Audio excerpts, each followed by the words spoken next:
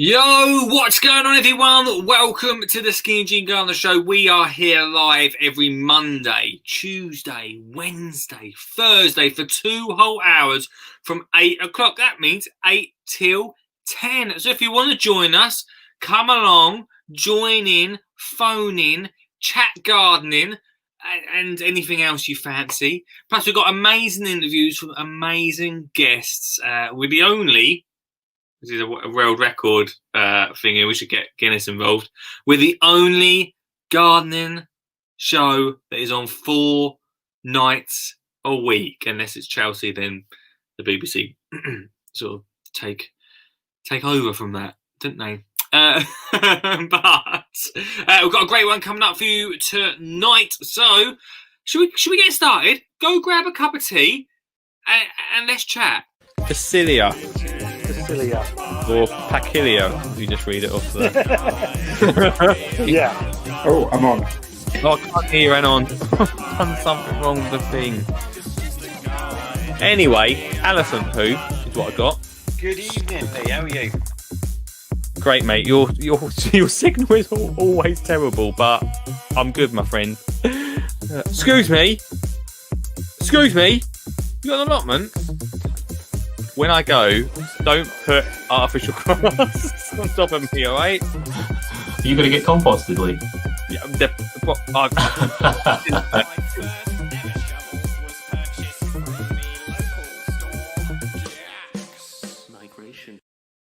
Very, very excited about tonight. We had a great show. Thanks so much to everyone that called in yesterday.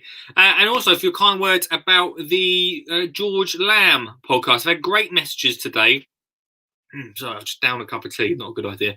Great messages today about that podcast. If you didn't get to listen to last night's show, doesn't matter, because if you go to Skinny Jean Gardening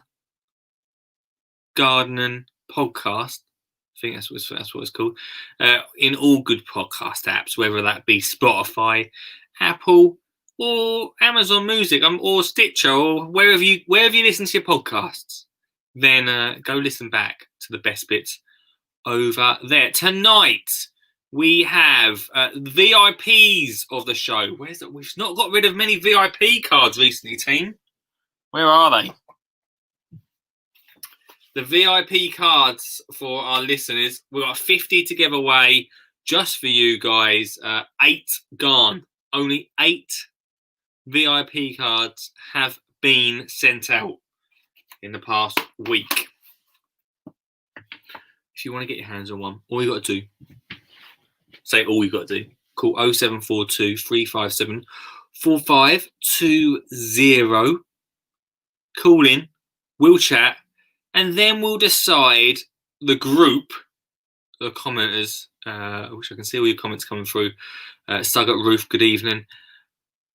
We'll decide whether you deserve a VIP card. But like I say, we've only got rid of 8 out of 50. So it's a very exclusive phone-in show club. All right? Very exclusive. It's coming up tonight. We've got Mark Mackey and Mr. Richard Sugget. Now, if you're a usual viewer of the show, oh, by the way, I should say this at the start. If you're a fan of the show, you enjoy the show, do me a favour, whatever you're watching it on, just give it a little share. If you're watching it on Twitter, give it a little retweet. If you're watching it on Facebook, give it a share to your mum and your dad, or whoever you're friends with, your 1,000 odd friends. Or if you're watching it on YouTube, then you can like it or something. You can share on YouTube or not. Whatever. On Twitch, I don't know about Twitch, but I know we always have one. Oh, not in tonight. Not in. We usually have one Twitcher watching. No Twitchers tonight, guys. No Twitchers. Anyway, Mark and Richard, if you've watched the show before, you'll know they're on. They're part of the VIP club. They're coming on tonight. Now, the reason they're coming on is because Mark has been spent the last week and a bit bringing together a planting plan for everything that we've talked about around sowing seeds for schools. And it's been a big subject. I know you might be enough of that school thing. But tonight we're going to go into that planting plan, share it with you guys, to everyone that's interested. And hey, you might think that's quite a good planting plan for my own garden. You might take some away from it. We've also got self-proclaimed, it isn't actually self-proclaimed, but our very own vegetable expert, Mr. Richard Suggett, is joining us just to give another opinion as well. I've got my own opinion. I thought Richard might have his own opinion too. We'll both definitely come into that.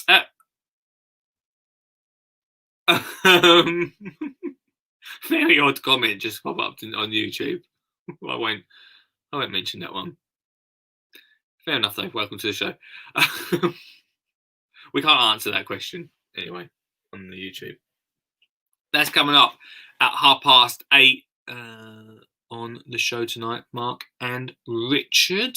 If you've got something you want to say, then call 0742 357 4520, or let's put in the invite tonight. If in the comments you see this invite, you click on it, you can be streamed straight to the show. Straight to the show.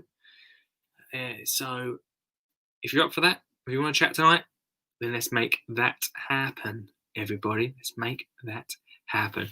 I feel good today. I feel a little bit tired. I'll be honest with you. I feel a little bit tired. It's a Wednesday, isn't it? Hump day. I feel a little bit tired. Been out in the garden, so I feel good as well. Been away from the screen, which is a bit of an unusual one for this week. I've had a right old tidy up of the garden. I know I say it every week. I've had a right old tidy up. The lawn was cut. Biggest problem, here's a little warning, that if you leave your grass to go too long, maybe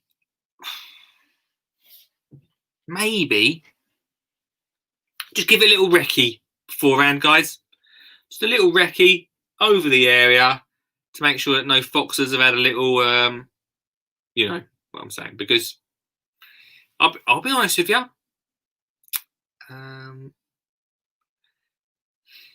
I mean, at the moment the lawnmower's sitting there. I didn't clean it properly. I need to give it a real good clean because it doesn't, as if the very slight taint of vinegar from 2 weeks ago, is not bad enough. Now we have the very slight smell of fox poo in the studio. So that's nice, isn't it? That's nice. Hey, boy Jeremiah on Twitch. I think you're our only Twitcher viewer. What's going on? What is this? I have no idea about this, but you're blocked. Someone on YouTube's got the first ever block. It's very strange comments coming in tonight. Richard says, I had to have a look at YouTube comment. Certainly interesting. We should have seen the one afterwards, Rich. Very odd. But yeah, first block of the year. So that's nice. Anyway, so gave the lawn a little cut. Gave it a good old weed out as well, which was good. And basically, I cut back a few grasses and stuff as well. I've just had a right tidy up, mainly because, I'll be honest with you, the wife was saying the garden was looking a little scruffy. It's surprising, right? It's surprising what cutting the lawn will do. I didn't want to cut it too short. I know may have mentioned frost on Monday. Everyone laughed at me because I thought it was too cold. I thought it was cold enough for frost. Everyone laughed. And it wasn't a frost, obviously. But anyway, I cut the grass, but not too short. Not too short. Just in case my prediction, not predicament, comes true. How's your day been? Been good. Been good, man. Really good. I've had a good day out in the garden, so it always makes a difference. If you watch my Monday show, it was just too much. Just too much. Oh, my phone's going off. That's nice. What is something gone horrifically wrong on YouTube tonight to start the show? Can I just... I've literally had to block my second person for a ridiculous comment. Come on. What's going on? What's going on there? I don't like blocking people, but I don't really like blocking people. But when comments come in that are just ridiculous, I really don't see the point. You know you've made it when you get trolls. Well, we do get them now and again. We had those Twitchers, didn't we, a couple of weeks ago, calling in. At least they had the guts to call in. At least they called in and, not just commented rubbish. At least do something decent. Good evening, Dan. Hope you're good, my friend. Hope you're well. Stu says, just wanted to say thank you for today. The head loves it. Oh, yeah, because today I said I've been in the garden all day. I did start the day. I mean, it didn't take too long because it was really great anyway. I didn't want to edit it up too much, but I edited Ashton Keen's school. The kids have started a podcast, which I think I've got to get. Maybe I could play some now, but I don't know. Stu will be able to tell me. Stu, if I can play a little bit of the audio, let me know. I'll only play a little bit. Maybe I'll play the first episode or something like that. It's only about 5 minutes long. They did an amazing little podcast together, which was great, and we edited it up for them, so it was really nice. And I sent it back today. So I did a little bit of that today as well. So that was it. So it says, probably same person, just Kane's changing accounts. But I mean, possibly, but how I say this all the time, don't I? After last time we got trolled, how sad must your little life be if you're trolling a gardening podcast? Unbelievable. I like when my head teacher suggested we plant bulbs in the community. When I was around, that's a really good idea, actually. Oh, I'm fed up and keep having these amazing ideas. Not me, obviously, you guys. Because I was asked not long ago about bulbs and schools. I mean, I don't know. Let me just write that down. Thanks for the idea. So true, though. I'm gonna have to make sure I get notes for the shows. After we planted them, we discovered the bulbs have been stolen by the elderly community. What? That is not true, surely. Sean J. That is out of control. It's out of control. Imagine watching a load of kids plant some bulbs while you're having a cup of tea and thinking, Margaret, we're gonna go out there tonight. We're gonna get them bulbs. In a Welsh accent, I'm not gonna attempt that. We got a local spa to pay for the bulbs and baskets. Well, that was good at a local spa. Well done. I'm sure Stu recently said that he just got funded a little bit from their local Waitrose as well. Some good stuff happening in that sense. Some real good stuff. Hey, I wanted to quickly ask you about something, guys, team, crew, because we've been pretty, I feel, maybe a pretty school heavy on the show. And obviously, I'm all about school gardening. But I'm not going to spend the next year on this show. This show's sort of like an entertainment, us chat about what we're up to sort of thing. And I know that's my thing. Like, I'm absolutely loving kids gardening. So what I'm thinking, and I did say this last week, I thought that we'll have a bit of a schedule. Now, Tuesdays, I'm going to try and keep. That said, I'm not going to interview for next Tuesday. That was cancelled, so... we might have to get one of the VIP members on. Tuesdays, we'll stick to interview day, if that's cool with you. All right. Then either Monday or Wednesday, probably Wednesday, we'll do the kids gardening thing. So if you're interested in that, or a bit of, it's not all constant kids gardening, but maybe we'll keep that to Wednesday. On Monday, we'll just do general chit chat, gardening chit chat. And then Thursday, which is tomorrow, we started like a YouTube, follow YouTubers and that sort of thing. Now, today, Sean J sent me the footage. Remember we talked about, I won't play it right now, we'll probably play it tomorrow. He sent me the footage of what did he send me footage of? Dimmock playing that artificial turf. It's explosive material. It was on the BBC, so unbelievable, really.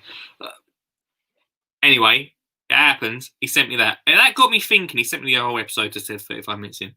That got me thinking a little bit of what Ian Lee does on his show, where he watches Changing Rooms every Friday and commentates on it. So what we are going to do every Thursday is watch together an old episode. Not really sure on the copyright issues there, but we're just going to forget about that. An old, until we get still some of the sponsors, till Titchmarsh sponsors, we're going to try and get away with it. An old episode of what is it called? Ground Force. One of the best gardening shows that was ever produced. We're going to sit, watch we're going to commentate through it. You can call in, and we're going to get some conversation from that episode. I'm not literally going to play it, and we're just going to sit there like that for an hour. That would make very good watching, wouldn't it? But we're gonna break down an episode of Ground Force on Thursdays. Does that sound cool? If we've got a bit of a schedule going on there, does that sound all right with you? So you guys know what you're getting. You can pop in, pop out whenever you think maybe Thursdays is your night. We'll also do, obviously, because Ground Force is only an hour long or some 40 minutes long, we'll also still carry on with our Thursday YouTube suggestion. So every Thursday, we check out someone's YouTube channel and we say, go check them out this weekend if you've got time and see what else they've got going on. Is that cool with you? Is that all right? I hope so. Which is a shame that you don't do Friday show for Gardener's World. Well,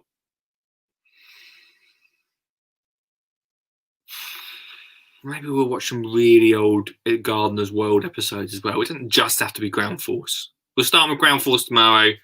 Let's mix it up a little bit. I mean, also watch the Victorian Garden. It's on Facebook. There you go. We can do that. I'd really like to try and get an episode of the Big Flower Fight, or we could get an episode of the Big Allotment Challenge. It's endless, isn't it? Thursday options. If you're down for that, let me know in the comments or give me a bell, because that's what I'm thinking, guys. That's what I'm thinking for the show. If that's cool with you. I worked on an episode, not me personally. I worked on an episode of Ground Force. The episode in Fulbit at the head of Rodonna, pronounced Rhonda. Oh yeah, Rhonda Valleys. There you go. Sean J, who how do we know? How about the Rich Brothers? What about the Rich Brothers? I had the Big Allotment Challenge series on DVD. I can't play DVDs, can I, Sean? How am I going to do that? Put telly on in the back. The council turned up halfway through to complain they had no planning permission. Oh my god. Oh dear. Dan says, you were saying that you were getting trolled. I had to block a couple of people for commenting stupid things on my videos. You can tell they're not real. Well,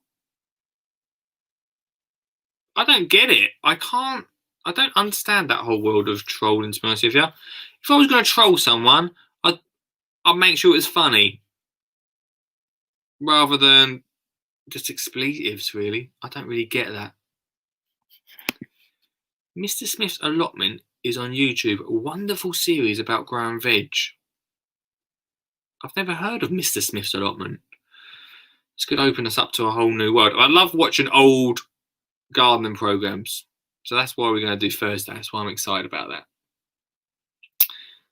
If that's okay with you, team. If that's okay with you.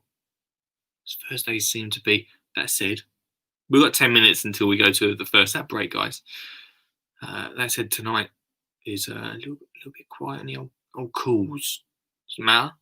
Don't matter. You can call in if you fancy. 0742 357 4520. Did I see Rob? Yeah, there we go. Love the schedule. Good, mate.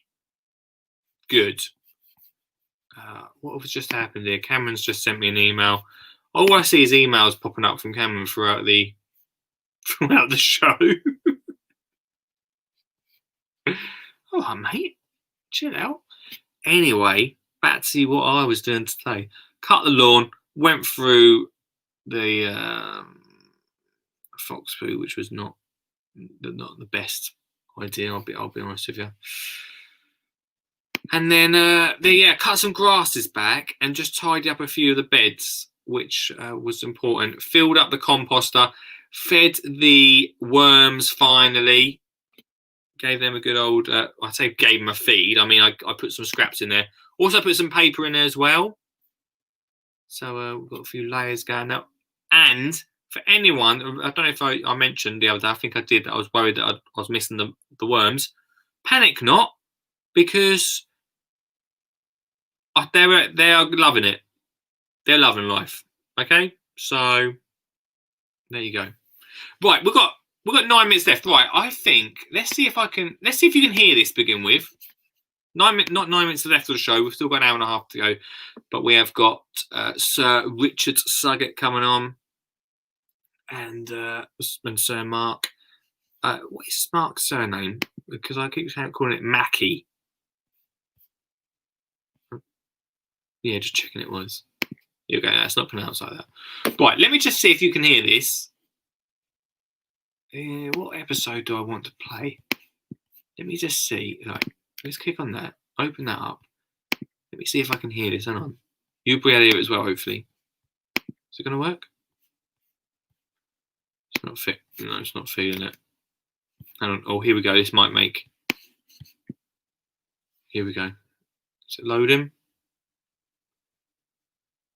I want to try and just get on the end. They're doing a kids gardening podcast, which is fantastic. All about their school. They interviewed their head teacher, which was brilliant.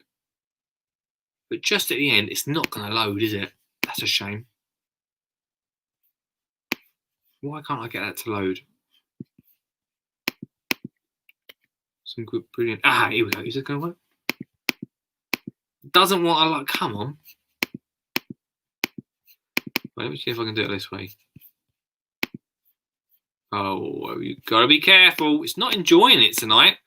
Let's back away. Oh no, it's actually crashing.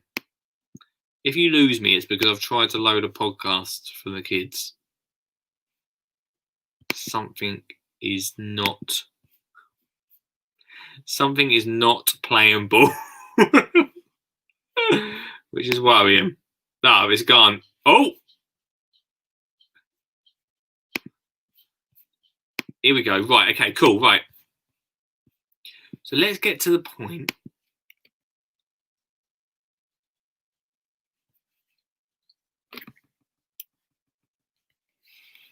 Can you hear that? Is that right? Is that coming through okay? Can someone tell me in the comments, is that coming through? Can you hear this?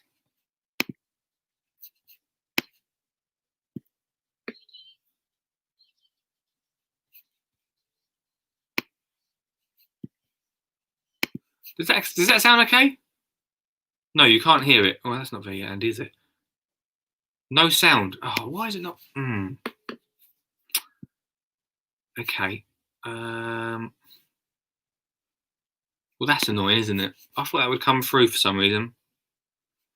Decided it doesn't want to come through. Thanks for following, Rob, on the Twitch. If you're twitching, then you can follow. A bit of an anti. Ah, here we go. Well, I wonder if you can hear that. Can you hear that? Right, right. I'm gonna play it. Hang on. Is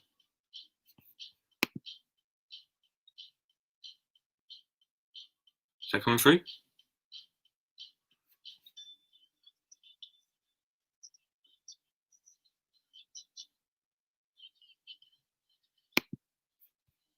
Is that not coming through?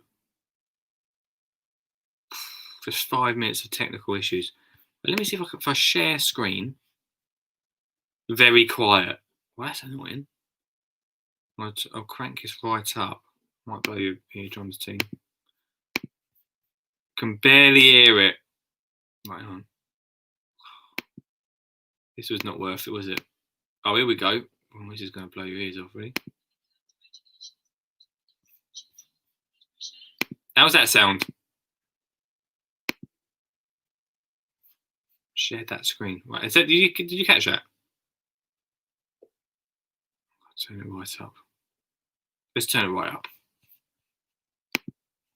Right, let me get to. This was not worth it. No, it's worth it. What a horrible person. Nope, not working like a whisper. I'm going to crank this right up. Right. You're having this. You're having this M1K37U 83 right in the ears. Here we go.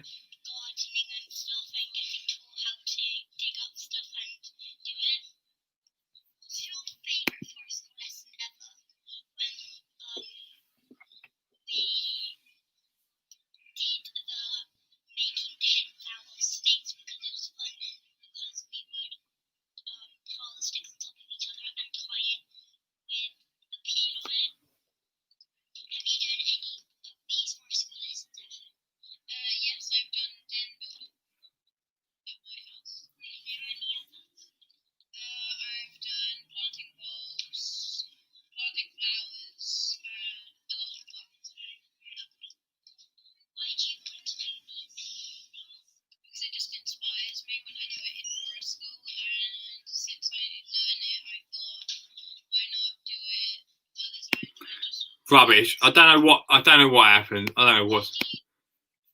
We tried. Cut to VT.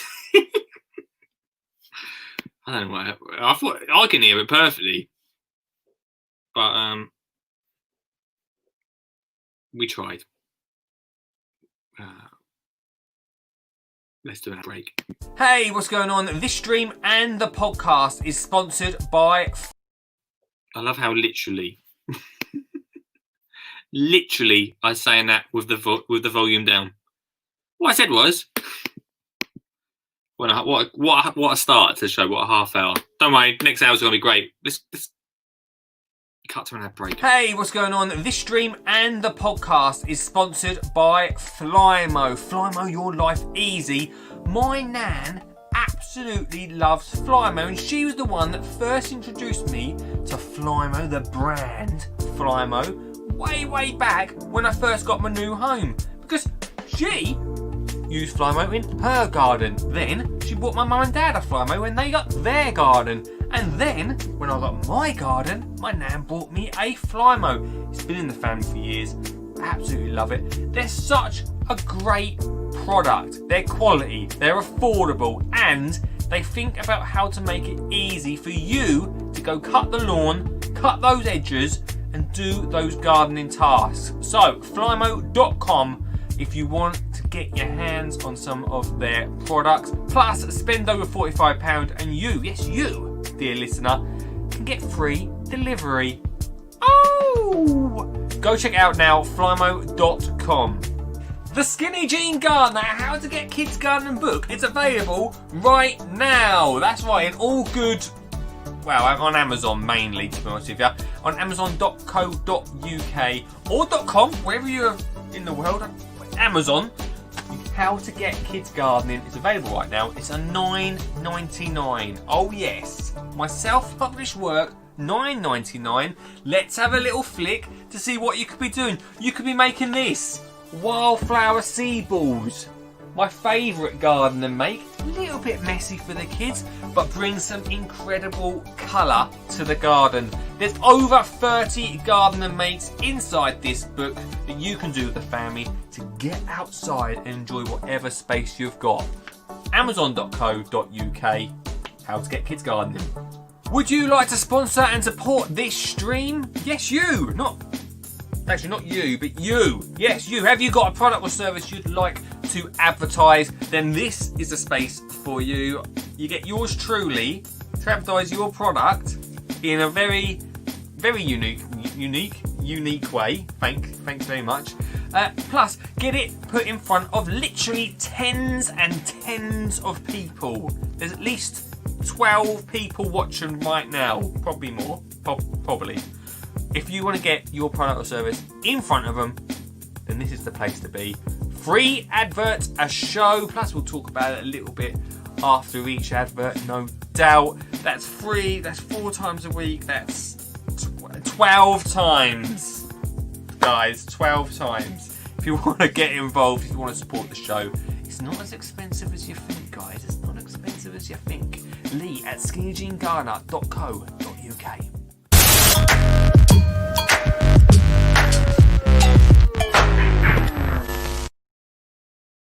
Things can only get better, says Rob on the Twitch. Well, they certainly can with these two awesome people. Everybody, it's Mark and Richard. Hello. Hi, mate. Hi. Oh, I can't hear you because the reason I can't hear you is because I just walked off and you've unplugged your earphones. On. So we could talk about him and he won't know. Yeah. How can everyone? Can you two hear each other? Yeah, we can hear each other. And I can't. What is happening? What is happening there? My boss, when we do conference calls, hang on a second. He has the webcam cable going pressed the wrong button somewhere. Hang on. And he keeps on kicking it, and the webcam flies down. Mark, I can't hear what you're saying. It was very funny. All right, hold your horses. No one say anything.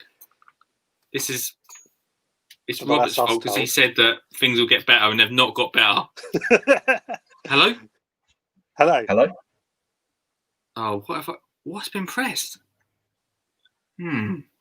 So, Richard, should we have a chat? Well, it's nice to meet you, by the way. You two could literally be saying anything right now, and I have no idea. Right, let me see. What's that? Hang on, let's see if this works. Hello? Hello? Oh. You there? Richard, you say something, Rich? Yeah, what? No, you're winding me up now. I have to get you back for the times you've done it to me. That is actually, I don't know what happened there. Something just absolutely fell to pieces. Anyway, things can only get. I'll cut that out of the main podcast. Things can only get better with Mark and Richard. Hello, guys. Hello. How you doing, mate? I'm good. Thanks. Well, thanks firstly, Mark, for. I had a little look earlier at what you've been up to, which is very exciting, which we're going to go through tonight. And Richard, thanks as well for joining us tonight. You're welcome. I've got my notepad ready so I can take notes. Oh, I'm glad. Oh, Minute Man. I wouldn't say that. I'm just two taking notes. notes. Right. Mark, what's been going on? So over the last, has it been just over a week, isn't it? Yeah, it's as you know, we are on a very, very similar sort of journey. Whereas you've been all about getting kids into gardening, and my little boy has started school. He's 5 years old. A couple of weeks back. So, as is inevitable, the parents have worked out, the teachers have worked out that we are horticulturalists. So they want to give us some advice, they want us to help out, and we're more than happy to do that. What I wanted to do was, you highlighted on your school garden tour, brilliant documentary, by the way, available on YouTube. I suggest everybody who's watching this goes and looks at it. That there is this massive problem when it comes to horticulture and growing stuff is that you've got these blocks of holidays, and the 6-week holiday is so difficult because it's so difficult to get people into water. And I think you mentioned the other night that there were even silly health and safety issues about having people coming on site to water, so what I've done, I don't want to talk about spreadsheets that much, but I put a spreadsheet together which basically shows when the school holidays are, when crops can be the earliest they can be sown and the latest they can be harvested.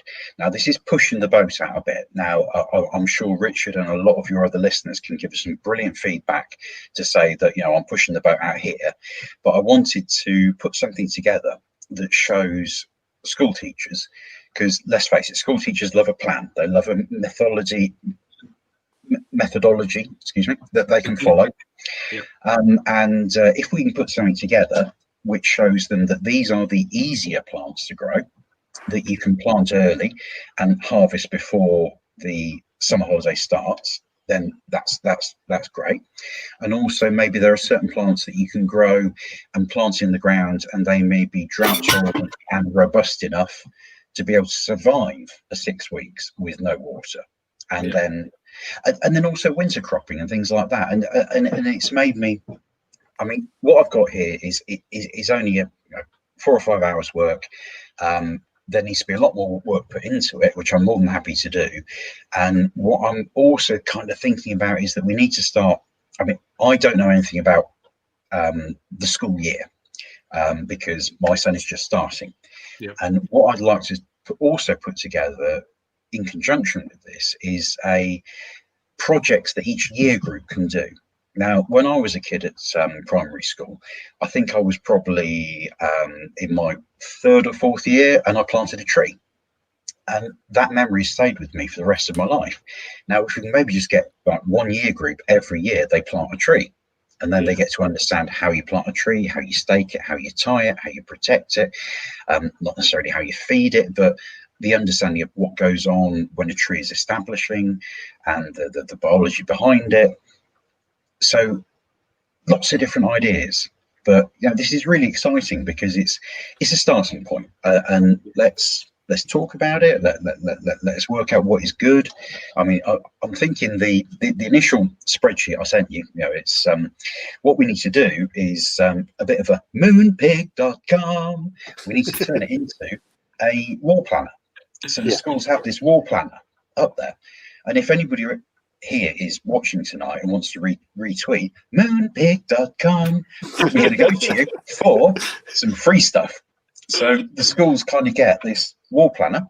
Yes. They get a Skinny Jean Gardener set of notes, which are, this is what you plant, this is how you plant it, this is what you do it.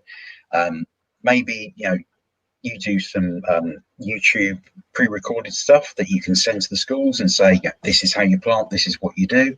This is the start of a very exciting project. And like I say, I'm at the beginning of it because I've got my kids just starting school. Monty's 5, Maverick is 1. They both got birthdays this October, so Monty will be 5 this October and Maverick will be 1 this October. That's an expensive time before Christmas. So I'm going to be involved with this school for potentially the next 6 plus Maverick, 10 years. Yeah. So I want to try and put into this school something which is sustainable, something which it doesn't have to be me there. It needs to be something that's easy that other people can look after and do. Like I say, that's the start of it. I don't know everything. That's the great thing about horticulture is that you will never know everything. That's why it's such a brilliant industry to be in. You're constantly learning, but I know enough to be able to hopefully help out with a boring spreadsheet.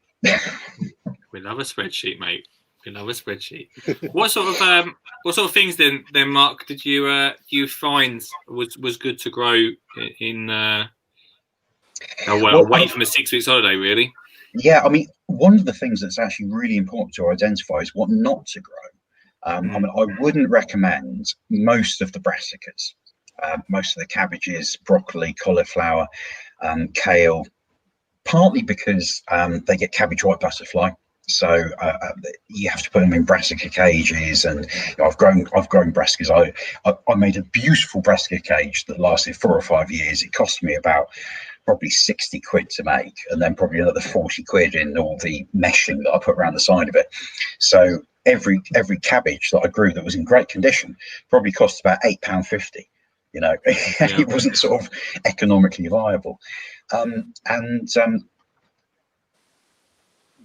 crops that I've identified, which I think, and please correct me, guys, all the guys listening, all the people listening, please correct me, but broad beans are a pretty good one because they are pretty tough. You can sow them February, March time, and you can harvest them as early as May. Now, this is obviously all depending on if we have a nice early spring when it's warm, the ground will be warm enough. So that's a good one. But you see, broad beans, they're not a great thing for kids because you got to shell them. And they're lovely. Broad beans on toast with a bit of crusty bread and bacon put through it. See, this is what I also want to do is put some recipes together, put some ideas about how they kind of like what's the nicest way of eating them. So what do you think about that? Well, I'm going to interject on the broad beans. We can actually sow those now and grow them over the winter for an early crop in about May time. Brilliant. Something grown over the winter, start of the school term, get some interested, and something to do, grow over the winter. So I think that's a great idea. Yeah, definitely. Any crop that you can plant autumn, grow over the winter, and something like broad beans and Brussels sprouts, but they're tough enough to survive our winters. Now, again, with Brussels, I know kids don't like Brussels particularly, but they are a classic winter crop, which is tough as old boots, and they're also really funky to grow because they put on so much growth. The kids get to harvest them, and they're Christmassy. What kid doesn't like Christmas? That's the thing. I honestly think it's a good thing to grow them because maybe children don't like them because one, they don't grow them at that sort of age or get to eat them. It's always like mum and dad's always like, oh no, you won't want Brussels sprouts, but they've actually grown them from school. Then that could get a whole generation of Brussels sprout eaters. I also think most people don't like Brussels sprouts because they overcook them. They cook them for too long. They only need about 5 minutes in the pan, and that's it. Is that it? Because that's it. I'm sure I put them on for about an hour. And that's probably why they taste horrible then.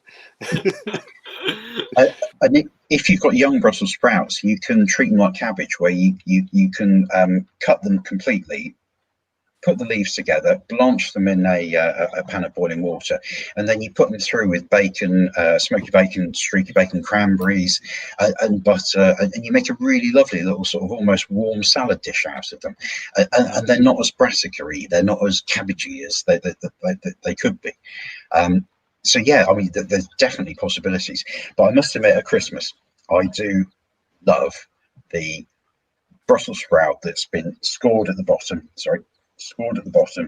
and I put them on about 2 days before just to have that horrible Brussels sprout. It's tradition. Well, that's what we want kids to be like. That's what we want kids to be asking mum and dad for, isn't it? So I think it's a winner to be growing them at school. And they're easy. They're strong. They're tough as old boots. I think there are some varieties of carrots that we can get, which will be planted as early as mid-March. And they can also possibly plant them mid-April to May. Excuse me, I'm looking at my spreadsheet while we're talking, just to refresh my mind. So I'm thinking with carrots, if you can plant them, sow the seed, sort of April, May time, they should be robust enough to hopefully get through that summer holiday window. And if we get a bit of rain, then that'll be a blessing. So you can be harvesting carrots when you come back from school holiday. Mm-hmm. That's a possibility. Or possibly you can go for a very early variety. Onion sets, I think, are probably a winner because you can put them in as early as mid-Feb. They're a bit expensive to buy as onion sets. This kind of brings me on also to when it comes to seed planting, I'm thinking possibly onions and tomatoes. they're so cheap for the seed. You get so much of the seed, and you could actually be growing the seed inside the school. And so even though it's a really long thing to do, let's face it, schools have got plenty of time. You could actually grow onion seed to make a bulb within the classroom, as long as it's kept watered, which shouldn't be too much of a problem. And also with tomatoes, I've left tomatoes out of the spreadsheet because I think, they're just going to be cropping like crazy. They need washing, they need feeding, they need everything. But why don't you have, as a year group project for a certain year, you get 1 pack of tomato seed and you grow them from seed to a decent sized plant, and the kids take them home for the summer holiday and they plant them at home. And then they've got, then they've got time to actually sort of look after them. So yeah, I mean, I've basically said French bean, leek, parsnip, pea and potato, don't bother with. I'm undecided about leek because at the last place I lived at, I had, for a couple of years, it was like a perpetual leek bed. Now, it happened because I was a bit kind of like lazy and I let some leeks go through to seed. They started self-seeding in the ground around. But then I started lifting them when they got to a small size, the size of half the size of a pen, lifted them and moved them around. And they just kind of kept on producing. Now, you didn't get the best quality leeks in the world.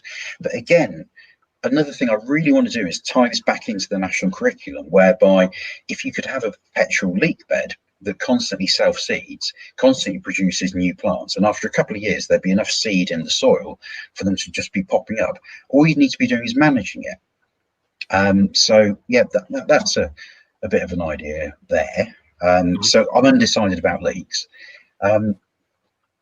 Jerusalem fartichokes.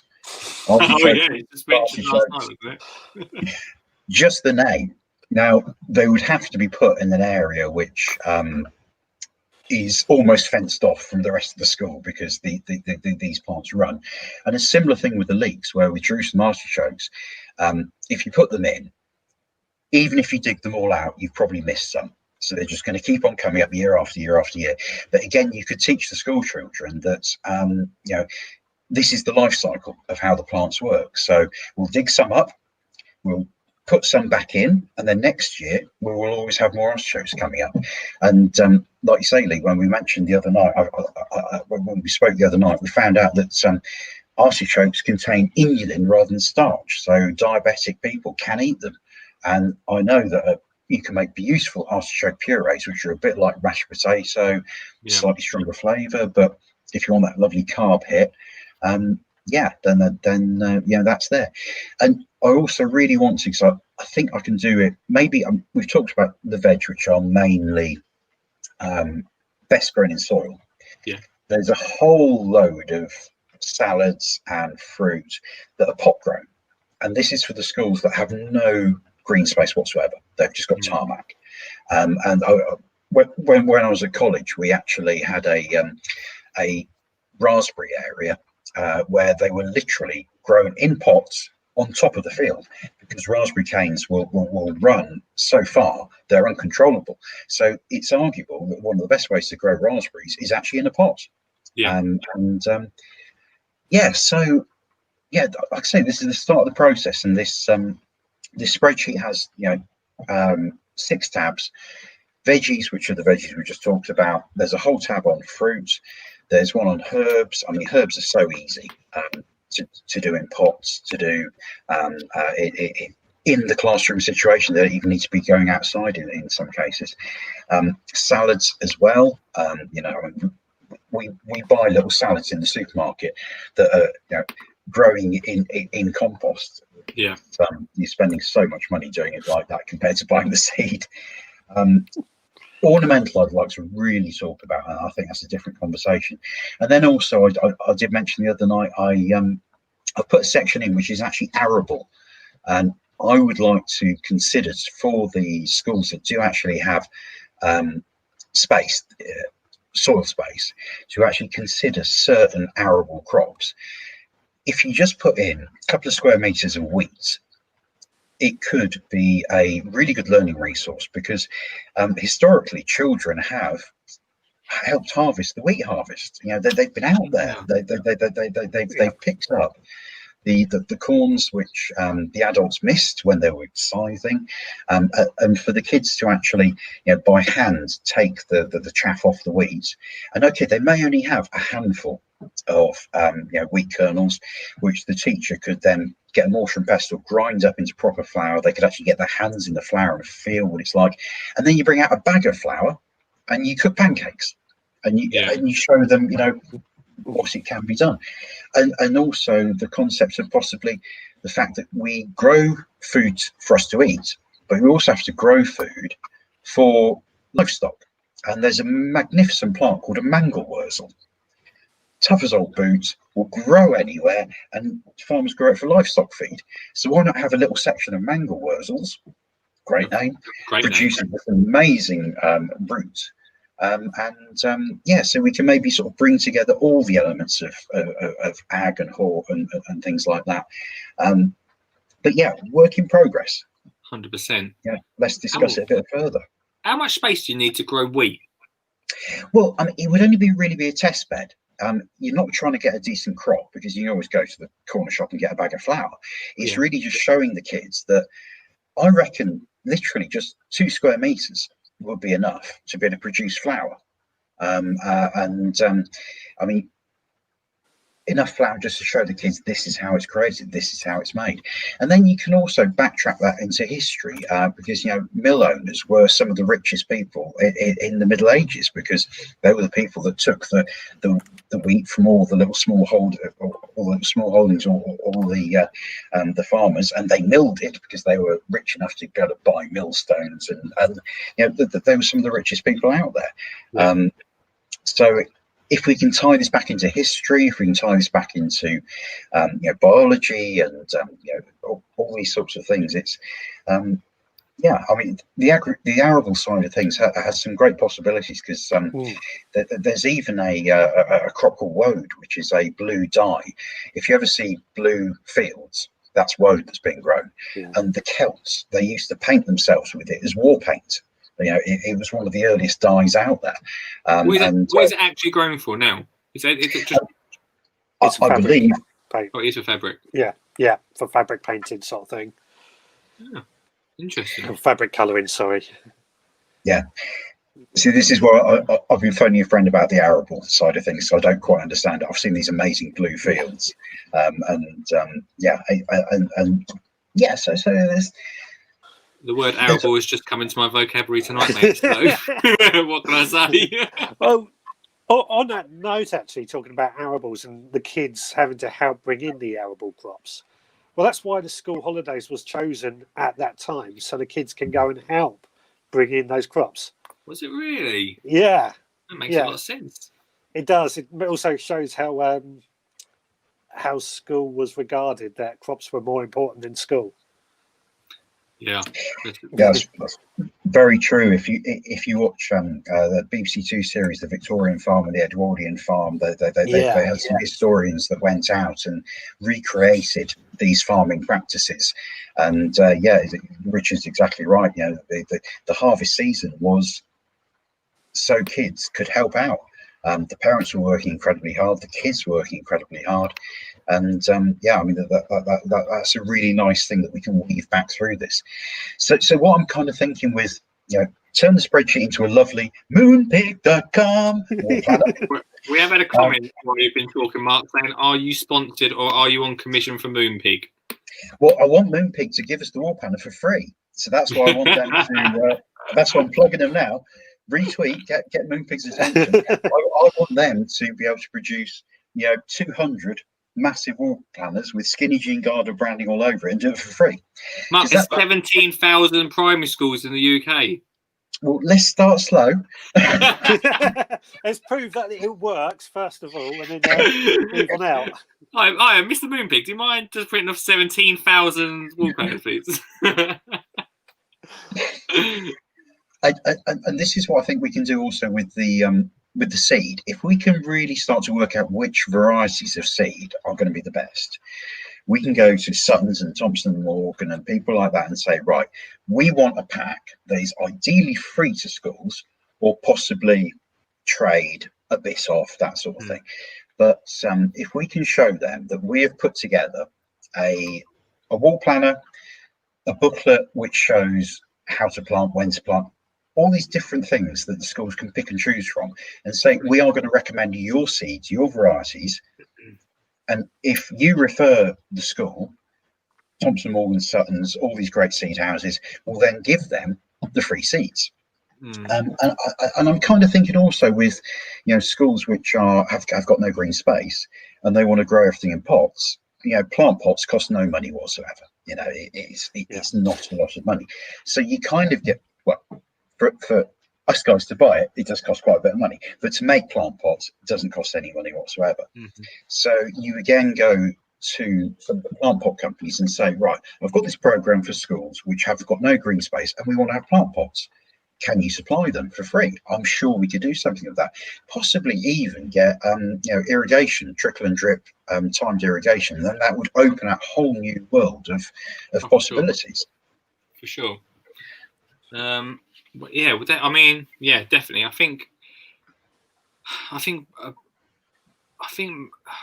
I thinking? I think that growing in in my head, I thought like growing in pots or growing in a raised bed or having something that's universal. So no matter what type of school, you don't have to choose whether you have the space or don't have the space. You don't feel like left out.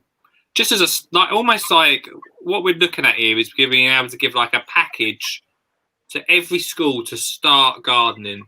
And then if they want to take it to another level, then that's them. But as long as they've got this successful starter pack, moon pig, wall planner, just everything that's going to make sure that first year is successful, then that's what we want. And I reckon sorry, Richard. So you carry on. I was just agreeing with Lee. I reckon you can probably do quite a bit on sort of 20 square meters of a playground or car park where you take 2 meters wide by 10 meters long. In fact, I'm going to make a note about that because we need to look at aspects, sunlight, and the position of that. Because if it's facing north, then it's going to limit us to what we can do. But I reckon just like 2 meters by 10 meters, you could do a lot in that area.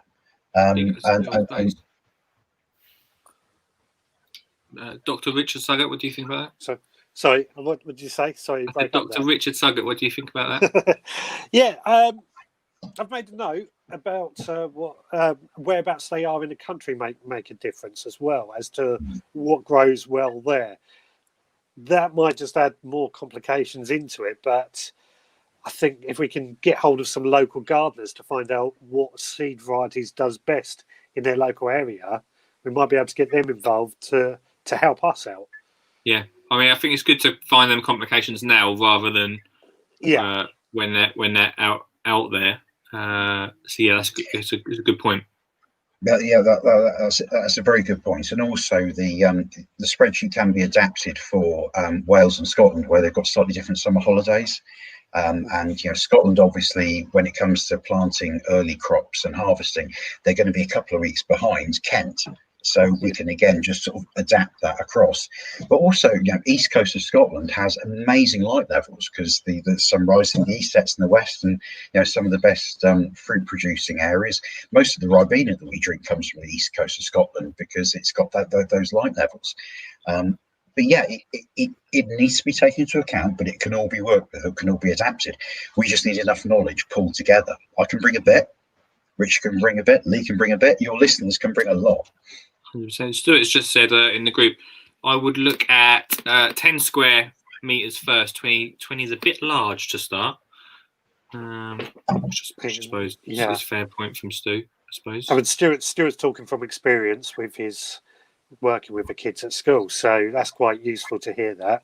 It's handy, isn't it? Yeah. Yeah. And Rob says, thanks for remembering us up north.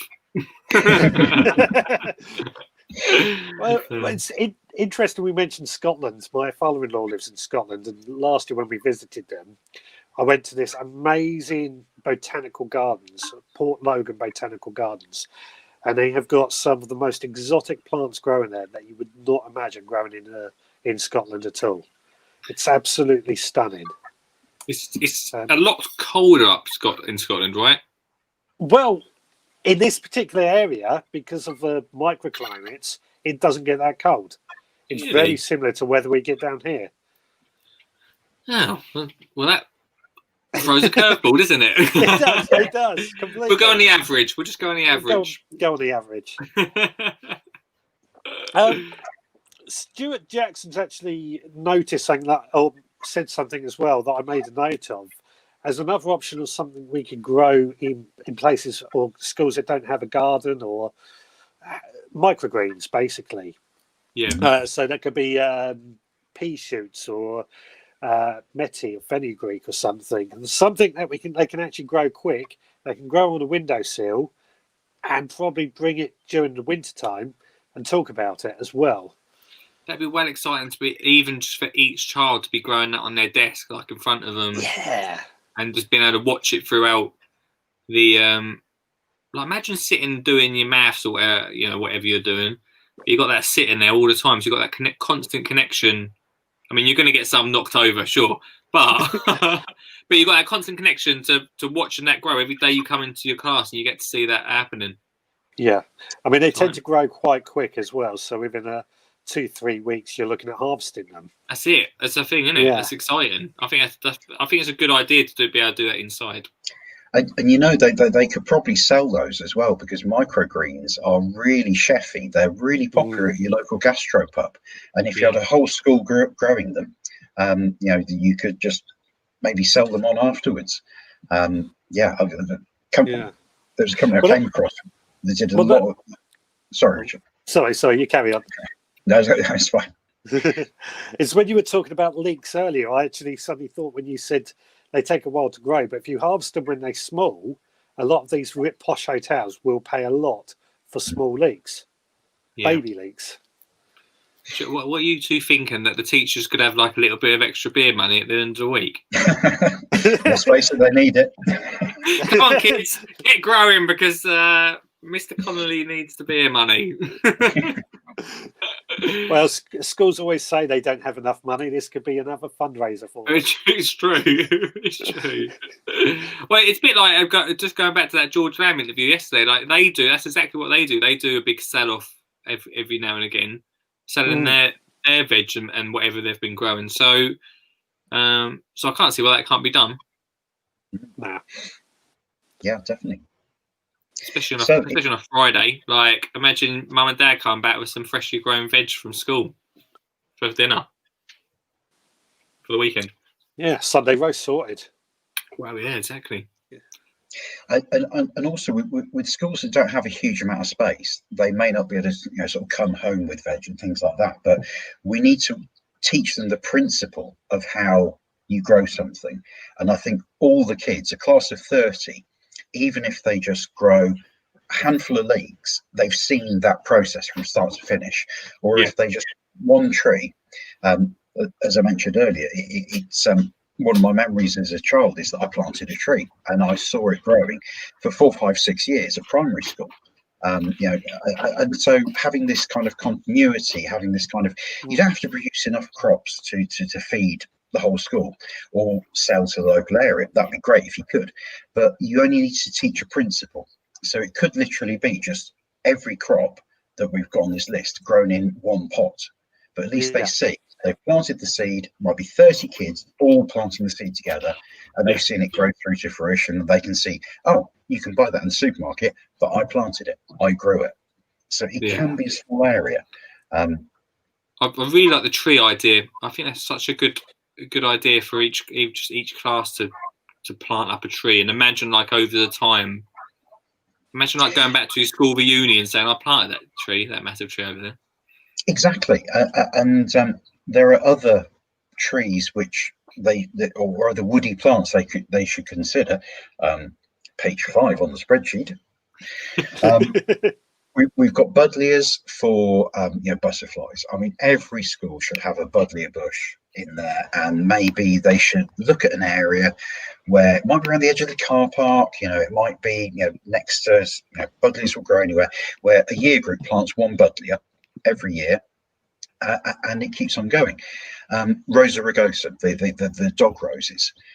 They are tough as old boots. They produce massive rose hips, and some of the most fragrant roses are from the Rosa rugosa types, like De La Haye or Blanc de Double de Coubert.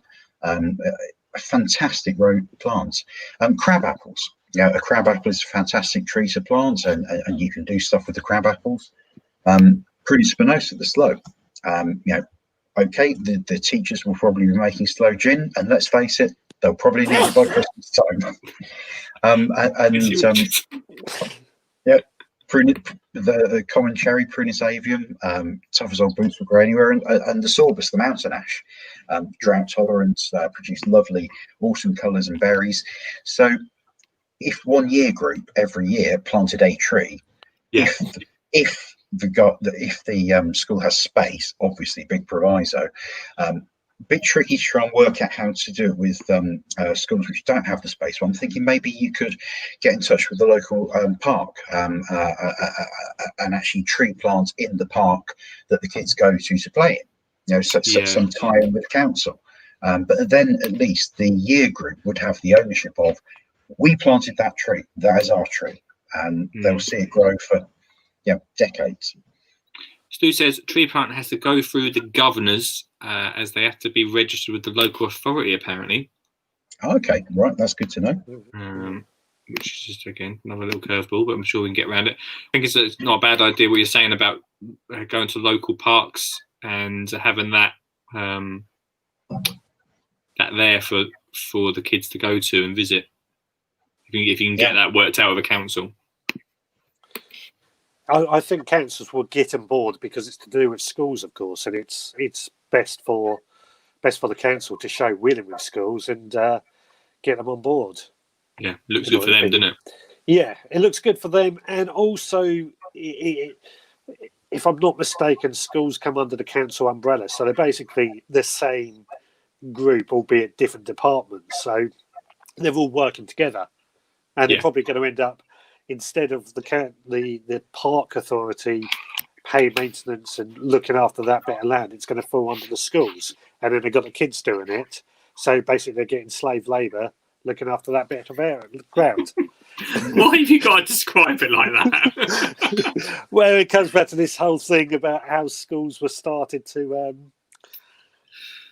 why the whole thing, like schools, as I said earlier, the term time was decided around the farming period, but the bell, and not many people know this, the fact that the school was responding to a bell was to get the children accustomed to the bell for when they go working in factories.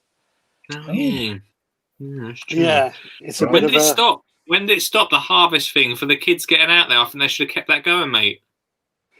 Probably around the 60s and the 70s when everything started becoming mass produced, and probably actually during the Industrial Revolution, thinking about it, when everything became mechanised and the kids weren't needed so much. Good point. I think around about the 60s and the 70s, down in Kent, Garden of England, there was still a huge travelling community that would upend and take their whole families down to pick the harvest of the fruit, because fruit is very difficult to mechanically harvest. So I mean, it's not that far off, living memory that these sorts of practices were still going on. Yeah. Definitely. Yeah. Rich, have you got any other thoughts from your veg growing doctorate about about what would be good for kids? Yeah, I've got a few thoughts. I think I've mentioned one idea before, that when the children first start school, their first year, they are given a patch of ground, and that is theirs right throughout the whole time they're at that school. Yeah, I really like this idea. Yeah, it starts as a blank canvas, and let's say that first year they plant an apple tree. By the time they finish at school, that apple tree is going to be producing apples. Yeah. because they take a couple of years at least to really get going. But also, they're going to be designing that from their first year, but adapting it throughout the extra years as they go on and changing it. And then, of course, when they leave, it does mean uprooting everything, getting rid of it. But who knows? Perhaps one of the kid that's really shown willing might be able to take that apple tree home with them and continue growing it. Yeah, that's true. That's true. Yeah, I think giving them something that they can actually see for the whole 6 years they're at that school. Then I should know, really, shouldn't I? Then that's it's good because it means it's longevity, isn't it? It means that it's not just a one-hit wonder for that year. It also means that if they fail, they know they've got them extra years in that same plot to correct that. Yeah, and to learn from what's happened, rather than it just being 1 year on that plot and they don't really get a chance to learn from their mistakes. Yeah, the following year. What do you think, Mark? That's a brilliant idea. I mean, it's feeling ownership of the land, the area, and that teaches responsibility, that you've got to be able to look after it. You've got to put the time in, the consistent time in. I mean, that's a great idea. For schools that have the land, have the space, it also kind of like helps them out with how to manage and use the land and space, because they've got this little workforce, this little army of people that are really keen. We're back to the schools.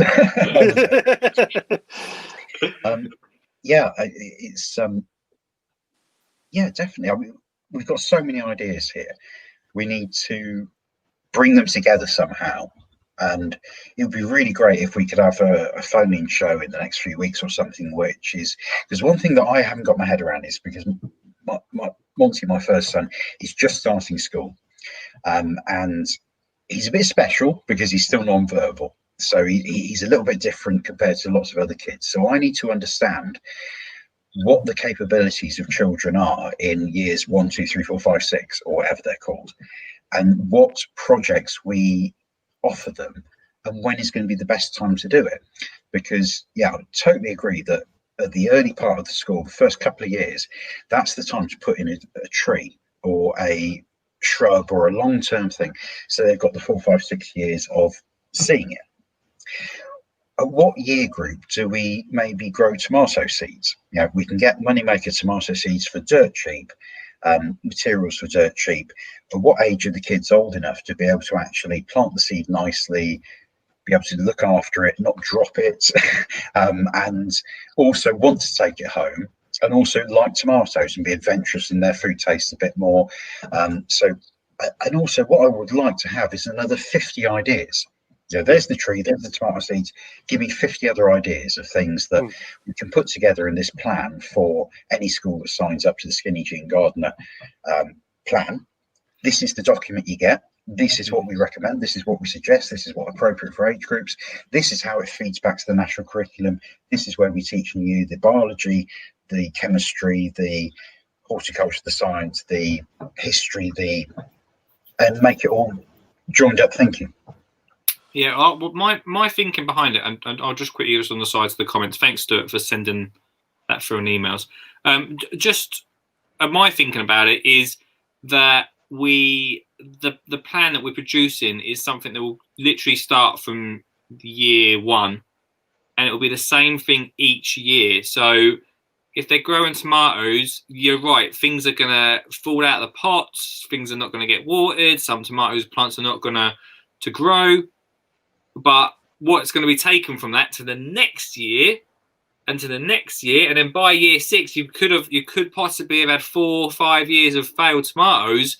But the idea is that by year 6, you will have learned so much from those failed years that you'll be smashing it, like absolutely, loving it. So the plan is that we'll be able to we create something that all years will tap into.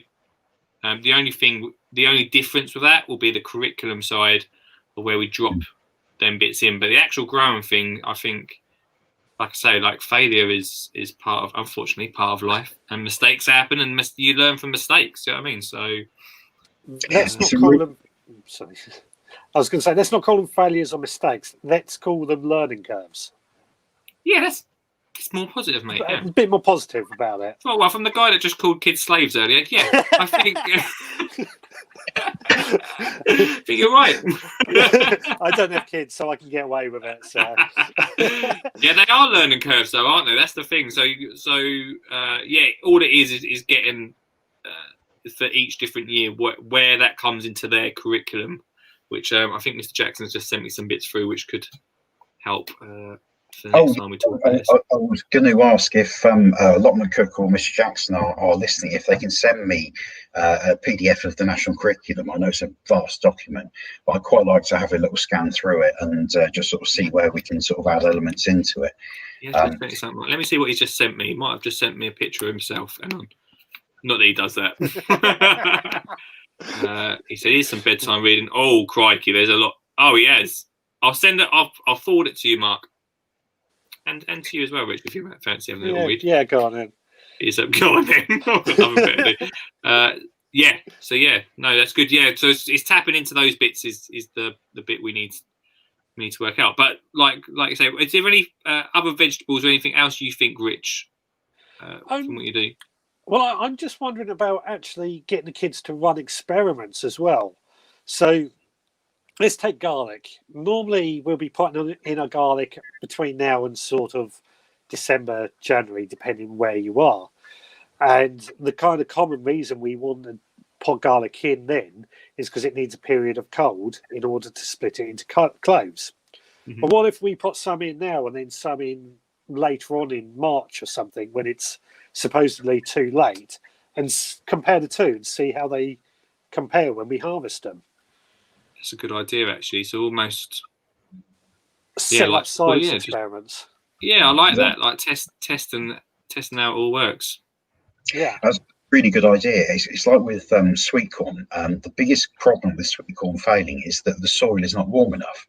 So if you plant out some sweet corn when you kind of know it's too early, and then only a couple of bits, and then plant the bigger crop when you know the soil is warm enough, you can very much demonstrate to the kids that this is the big reason why the sweet corn didn't establish. The roots can get down. It wasn't warm enough. But yeah, no, definitely science. We like science. The company I work for, we have more scientists than salespeople, and I'm one of the few salespeople, and I am outnumbered by the scientists. It's an interesting place to work. No, that's a great idea. Awesome. Right. Well, we've definitely bounced. You're late for an advert break, aren't you, mate? Oh, don't worry about the advert breaks, mate. I'm not bothered. They're all self-indulgent anyway. They're all right, mate. No need for that. I think I've come up with some good ideas. I really enjoyed chatting. With the reason I got you both on tonight is because I enjoyed chatting to you guys about this, and there's some good ideas really popping up that you don't really get to see me actually being too serious about it on this show, but behind the scenes, there's a lot of planning. Like everything that you guys are saying, and it's slowly coming together into a bit of a plan, which I'll share with you guys, obviously, before we share with everyone else. Yeah. But it's good. Like it's really helpful. And like Mark sitting down and doing those times that are not 6 weeks, it'd be cool if we could try and there are going to be things that we might have to try and keep going over the 6 weeks holiday, which might have to come up with some ideas for that. But go on, Rich. That reminds me, I was watching a video on YouTube from a gardener called Simplified Gardening. Oh, yeah. And he'd grown some potatoes in buckets, and he said he hadn't watered them throughout the summer due to illness, yet he still produced a good crop. And he's put it down to the method he used to grow them. So he put the bottom half or bottom inch in the soil, mulched around the base, so that pot was in contact with the soil, keeping moisture that way. And then he added a mulch on top to stop water being lost through evaporation. Apart from rain, it didn't get watered, and he still produced a good crop. Well, things like mulching and composting and worm, that is a whole other thing which I want to try and make sure is in there, because the word mulch is not something. If you go around to anyone who doesn't garden, you go, oh, it's a bit of mulching. Like, no one knows what you're talking about. Like, these things the kids need to know about. I think they're really important for keeping plants going. So we need to make sure that gets in there. Yeah. Yeah, no, that's a great technique because the soil holds so much moisture, and through capillary action, where it's just drawing the moisture up, if you can hold the moisture around the plants, that's a great idea. I didn't have potatoes on the list just because of the problems of the high water amounts that they need through the summer period. And as we were kind of talking a few nights ago, you could probably supplement that by just taking a great big water tank, sinking it in the soil about this deep, putting a pipe going across from it, and just making sure that water tank always had that amount of water in it, and then that would, through the action, would keep it constantly kind of watered. You may get through a lot of water because it may go into the soil and disappear, but work in progress. We might come up with some way of making it work. But yeah. Go on, you going to say something, Rich? Sorry. No. Sorry. But with potatoes, if we grow first early potatoes, plant them in March, they're out by June. Yeah. So still in that school season. Makes it work. Yeah. Definitely. Yeah, potatoes are a good one. Let's just quickly before I lose you guys, quickly see what people are saying. Stu says Team AK are sowing broad beans now. Yeah. Dan says you can't beat Brussels sprouts fried in a little bit of garlic and butter. Ooh. Lovely stuff. Kay says, Dan, my Dan cooks our sprouts like that. Yummy. A lot of sprout talk. Simon says Simon says we grew. I can tell you one thing. I'm not cooking sprouts in the studio and making my studio stick with sprouts. Simon says we grew leeks last year. They were good, but a bit too small to get excited about. Which you're not really worried about that, Rich, are you? Well, just small leeks. I mean, chefs pay a fortune for them because they look good on a plate, and it's still, in my opinion, I think when food is small and young, it actually tastes better than when it's been able to grow for a longer time. Yeah, that's true. Okay, yes, you do need a lot of leeks, a lot of small leeks to fill you up, but then you don't actually need that big an area if you grow lots of them in a small confined space. Yeah. No, swings and roundabouts. It really is. Dan says it is a good idea to plant a tree at school with the children back in 2000. With the children back in 2000, we planted a tree at school, but unfortunately, 20 years later, it has been bulldozed and turned into flats. Okay, all right, it didn't quite work out then. In that sense, must have been a big tree to turn it into flats.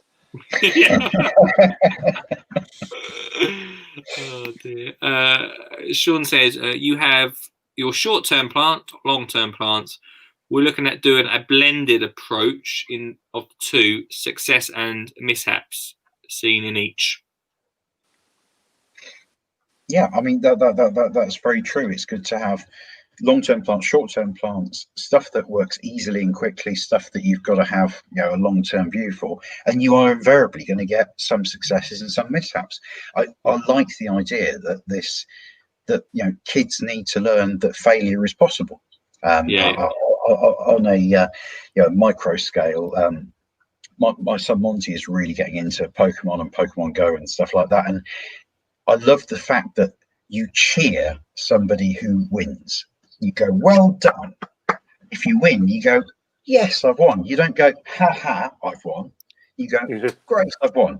And then you congratulate somebody who has won. I love that sort of idea that, I think a lot of kids, they do need to learn to be sort of gracious in defeat. They do need to learn that failure does happen. You aren't going to succeed at everything.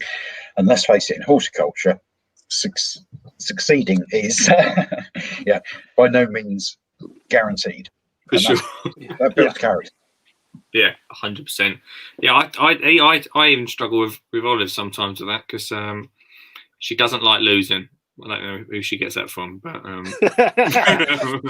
can't imagine. Yeah, say nothing.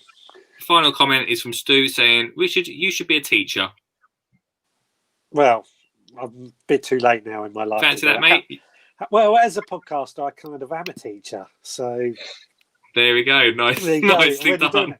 I certainly don't get heard enough from it. So it certainly feels like a teacher in that regard. Then.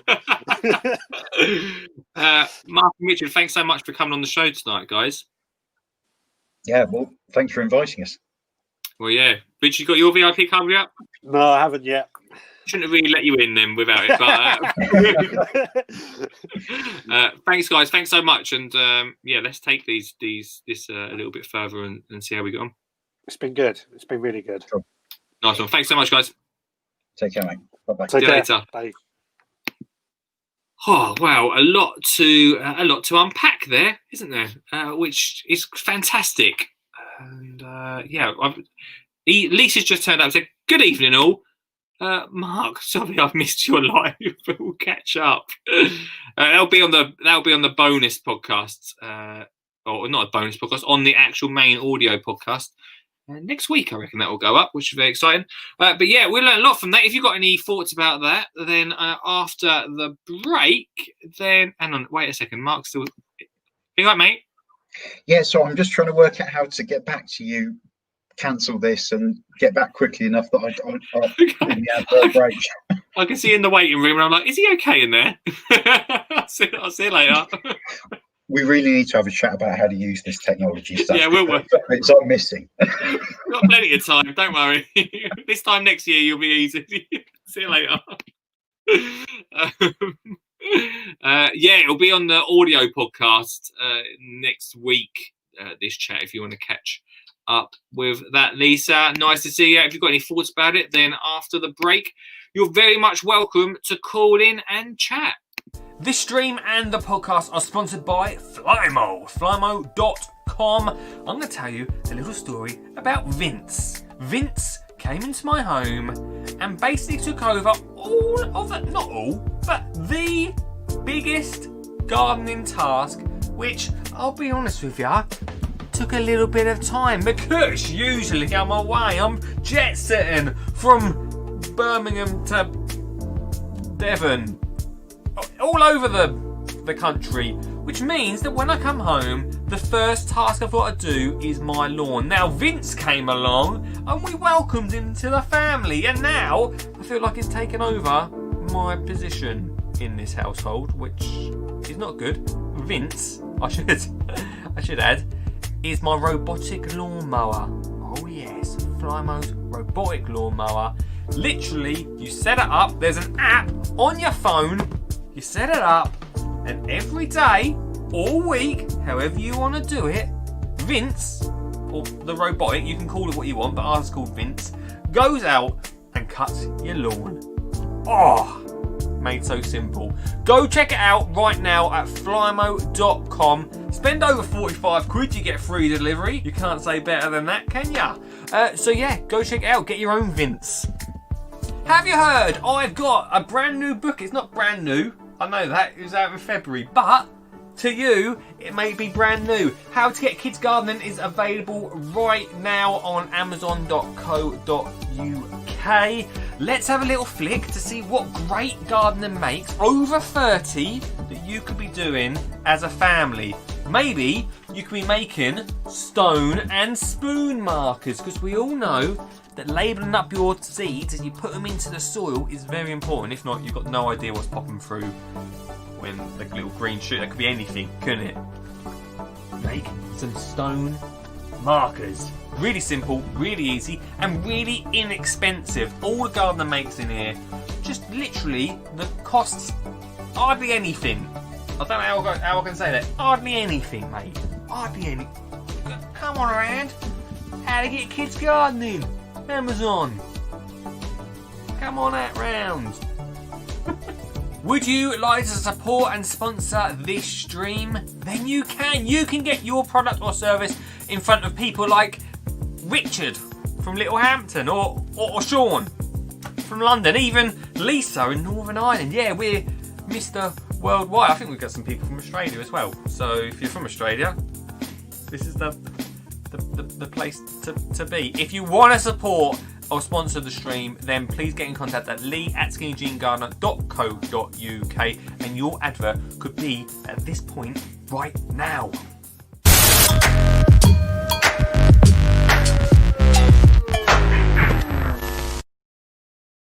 Final half hour of the show, guys.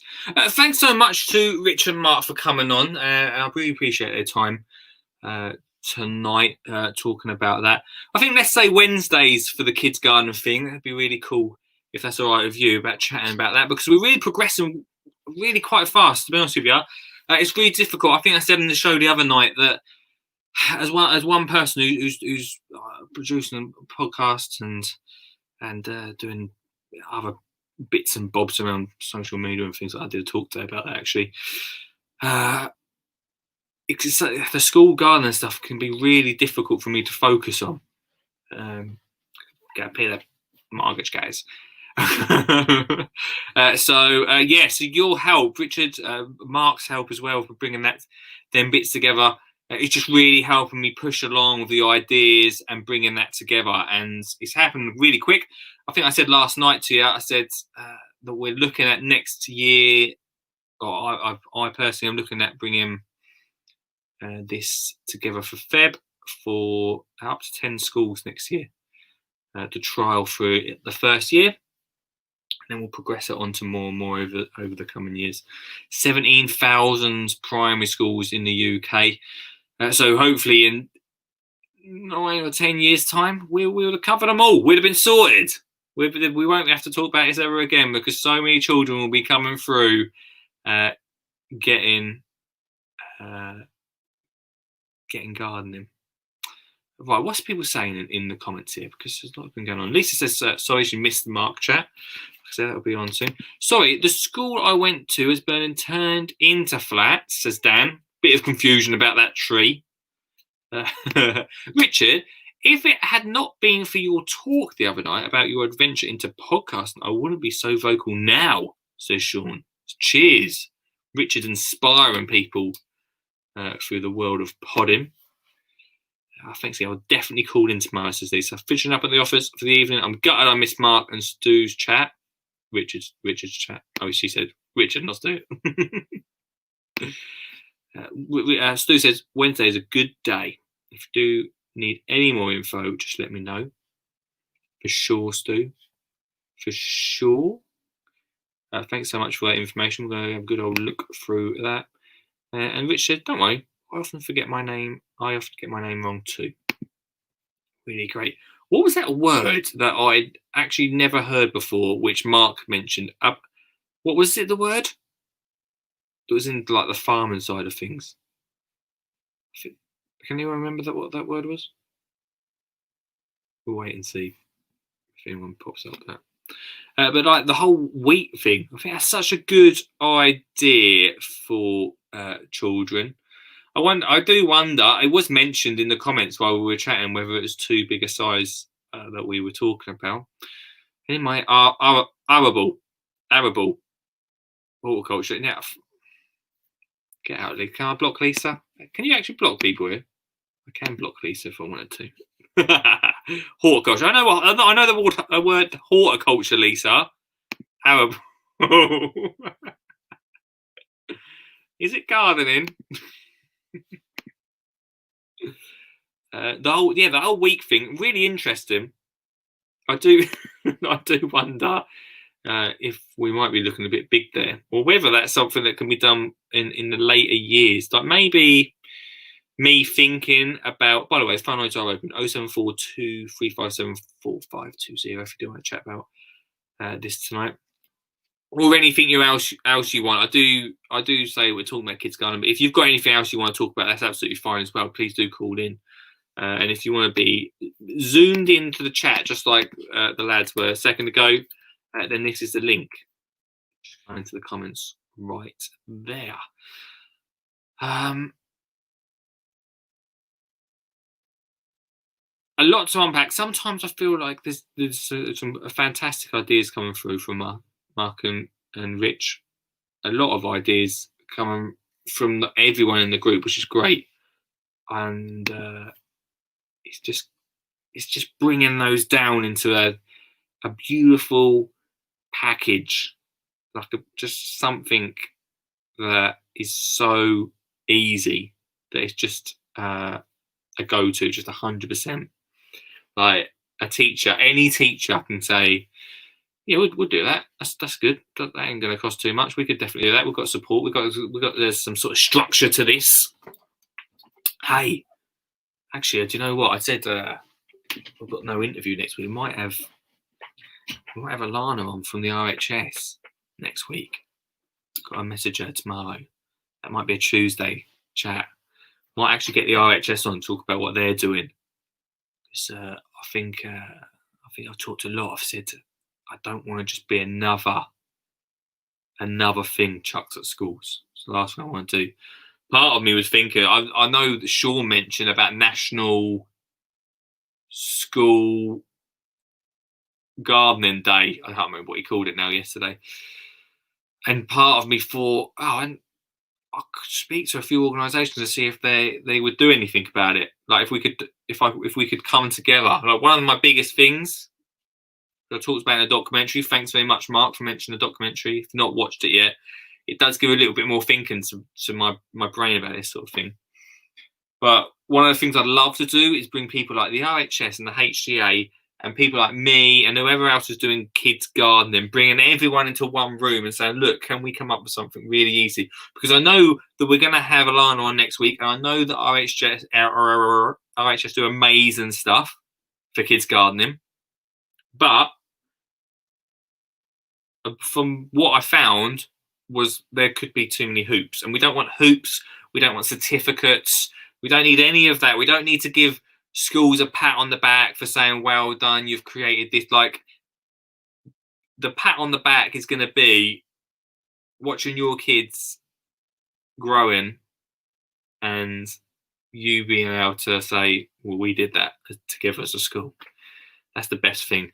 I mean, just see it, just always, I see and speak to Stuart so much through just either through Twitter or even on the phone. He calls in sometimes as well, doesn't he? But and just hearing that podcast, I don't know if we heard it. Did we edit? It didn't work today, did it? Just editing that podcast today from that school where all the kids are talking about why they love being outside, and they also interviewed their head teacher and how much energy and passion she has for it. Like, I love that. And hearing those stories and seeing that, I just want that for other schools, and that's the plan. That's the plan. Like, I love Olive School. Olive goes to such a great school. I'm saying all this just in case they're watching, but no, it is a great school, and I know they do gardening already. I just love it to be easier for them and have an actual growing area that they can actually enjoy and make compost, have worms.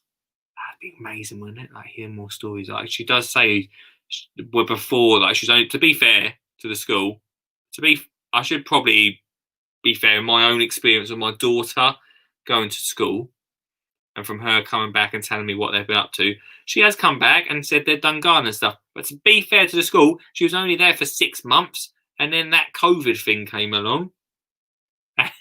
Ruined everything, didn't it? So she wasn't actually in school gardening in the prime time that we're calling, like, literally, I visit her school start of March.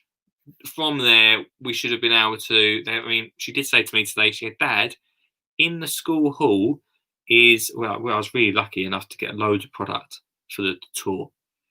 Because one of the things, we got all the kids sowing little pots of seeds. I wanted to give the schools as much product as I possibly could to just get them started, or just a system, or just even help the caretakers a little bit with helping gardening on the, just for them, let alone just make things easier. Anyway, we chucked loads of product at them, which I think they appreciated. But she said, "Oh, that's all sitting in the corner of the hall at the moment." And every time I see it, Dad, I say, "Dad, no, Miss, that my daddy bought that." My daddy brought that. Anyway, what I was saying is I can't take from my experience with Olive going to school at the moment because she's only done about 6 months and she's just got back into it now. And garden is not like, I know some schools I'm hearing from are on it, but garden is not at the top. At the moment, it's like let's get the kids through school at the moment, make sure they get educated. And garden doesn't feel like, especially at this time of year, the last thing that's on their minds at the moment, which gives us a bit of time, gives us a little bit of leeway there. But I'm really excited, guys. Thanks so much for your support of this. And, yeah, maybe Wednesday shows going to be a little bit, self-indulgent, talking about this sort of thing. But I think if we say Wednesday is the kids' gardening day, the kids' gardening chat, I mean, our guests are going to be sort of around that as well. Right? Don't get me wrong, that's still going to be the thing. Then you guys know that if you fancy a bit of that sort of chat, then Wednesday's the place to be. If you fancy a little bit of ground force pants, then Thursdays, and then Lisa's going to be, if Lisa's still listening, she's going to be like, what is he talking about ground force for? But you guys know. If Thursday's that sort of day where you want to have a look at a garden program with me and we sort of dissect it bit by bit and get some conversation from that, then that's the day. Mondays with general chat, so that's you guys calling in, tell me what you've been up to over the weekend, and Tuesday's that interview day. Then that brings a bit of a structure so you know what you're going to get. There's Lisa, yeah, she's just come in the comments. Ground Force! To anyone that has just joined, Thursdays now, we're going to watch a episode of Ground Force, and you guys can call in throughout it and make any comments about different things that you see. An old episode. I'm trying to go back to series 1, episode 1, and see how we get on. But we can take other shows. We did mention that. Right, let's see what everyone's saying for the final 20 minutes of the show. We need schedule, guidance, and support. So sure, we need to take the effort out of growing. You're 100% right, we need to take the thinking out of it a little bit. Like, just make it simple. So many teachers I meet really know the great stuff that gardening can do, just having the kids outside. It is that schedule, guidance, support from what Mark's creating for us, which is fantastic. And Mark's still watching. I'll message you tomorrow, mate. He's put a lot of hours working already into this. I feel guilty because he's done so well. So I need to have a look through that. Mark's work, basically. But I'll chat to you tomorrow about that, Mark. But that schedule is really going to help us, really make it easy. And it's a good schedule. It's going to be reduced, though. That's the thing. I hate that. But there's so much impact, so much on that schedule already. We don't want to overload it. That's the thing. So we need to look at what's important on that list. What's important? What can we grow? Here we go. Lisa says you need a seamless process that is easy to follow. Well done, Mark, on all your work. Can't wait to see the schedule. It's being created, Lisa. It's happening. It's happening. Very exciting. And every time I do these shows, every time I chat to you guys, every time I chat to Mark, anyone, all the VIP crews and the non-VIP crews, Sean's about tonight. Who else we got about tonight? Kelly's around, is she? Anyway, all the crew. It gets me excited. It gets me ready for tomorrow morning. I'll get up in the morning. I can sit down and start planning these little bits out. And when we get ever so much closer. Ever much closer. Anyone could send me a spreadsheet? Yeah. Stu, I'll send that to you in a second. And yeah, we do great stuff on here. We also do a lot for charity. We even let people from Scotland on the show, which is really cool. Is that a charitable service letting us up in the north on your show? What's going on tonight? I think yes, you're. I think Yeah. you now. I've got my VIP card, so I can just join in anytime. Like that's how this works, isn't it? Yeah, that's true. I forgot you're a VIP. I should have thought that. You forgot. Okay, yeah, I feel really special. Just Hello, everyone mate. else, if you get a VIP card, Lee will always remember your name. Means nothing. No, I was sort of dipping in and out a little bit. I'm trying to do two things at once here, but I keep coming back to your show all the time because I keep catching bits going, oh, this is really interesting. And what Mark was, wow, the breadth of knowledge that guy has and the stuff that he's been researching for school gardening, absolutely incredible. And what you were just saying a minute ago about possibly having a little bit, it could be a little bit daunting, starting to get to a size where people are all the information's there, but is there an option to say, well, some schools, they haven't got that outside space as such, they're not set up to do certain types of growing, but actually, the microgreens, for example, perfect for windowsill growing and that kind of thing. And we can section that off and say, if you want to do microgreens and this is what you're focusing on, it's kind of like, I don't know, sections, modules of it, or whatever you want to call it. You can think of a more interesting word than modules, but you know what I mean? We can section this off and say, well, look, if you just want to do the microgreens, you're still growing, and that is amazing. We want to encourage that. And here's all the stuff that you need to know, taking that effort out. And if you want to do growing wheat and making bread and pancakes and all the other many, many things that Mark had thought of, then here's this pathway as well. And you can do them all, or you can do one bit. Yeah, almost like different, even like different levels where you start the whole school doing microgreens and things like that. Things that it can be done inside, and then if you feel like if the head teachers and the teachers feel like it's going pretty well, then and almost the school governors, just sure. Yeah, we don't really have them here.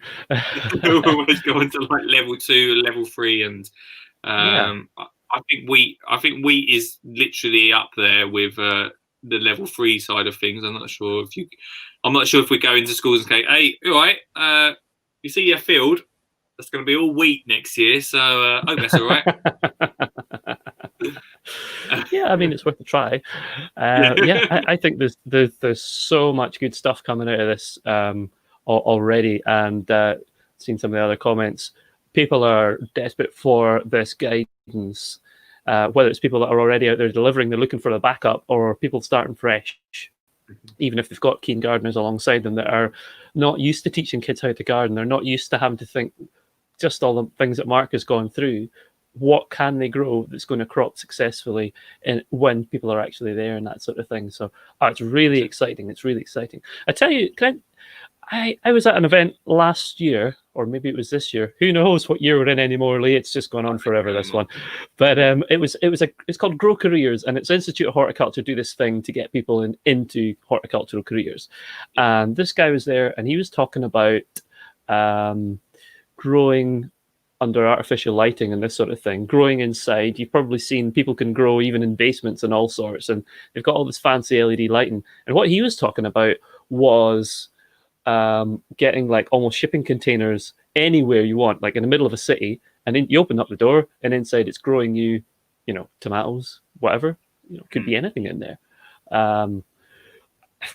Something like that, a smaller scale version of that in schools that is not entirely automated, but more accessible, where you can have a school growing stuff and then it goes in the kitchen. And you don't even have to go that fancy, to be honest. I mean, where you've got no space to grow, this is... I have a thing about what's coming in the future. I get excited. You can see I get a little bit excited. Oh, sorry. Good man. But, in the future, there's probably going to be more of this sort of thing. But now we can do it right now. There's a park in Edinburgh that I go to, and there's a little demonstration garden, and there's growing like, radishes and lettuce and stuff like that. And then it's a cafe, not in to do with the demonstration garden, but, good relations with the Horticultural Society. And if you go and eat your dinner there or whatever, you get salad, you see it getting picked, and then it gets washed and goes on your plate. Wow. That's quite cool, isn't it? That is cool. So to get that, like Mark says, to get that sort of thing in school, and if it's maybe plant a seed, but start something small like microgreens. And I really love what you were saying about the tree thing. That's almost like wow, to see a tree grow over 4 or 5 years, as you yourself are growing and thinking, I'm getting big and tall, but wow, look at this thing. Yeah. I think we know that often when trees get vandalized, it can be people that are maybe teenagers or that sort of age group, maybe a little bit older. But if they've already planted it themselves at primary school, hey, that's my tree. Yeah, well, yeah, exactly. Yeah, back off, mate. All right, stay away from the tree. Or maybe that's my little brother's tree. yeah. What are you saying about my little brother's tree? Yeah, I think we're just branching off there a bit, Lee. But Something like it. Yeah, I got excited there. I thought I have to call in and say, wow, this is amazing what's coming together here.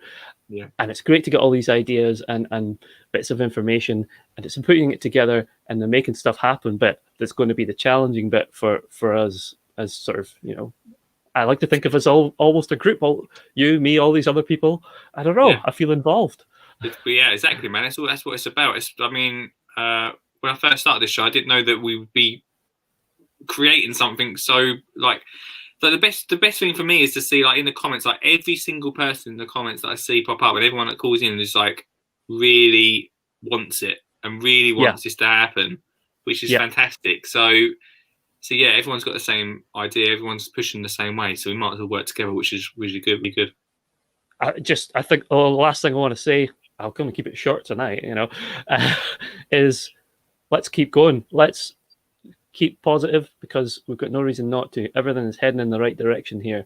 Yeah. And if we all keep pulling together, that sounds a little bit vague, but let's get more specific as time goes on. Let's find actual things that we can all do and be like Mark and do something productive to make this go forward. That's it. Absolutely smashing it.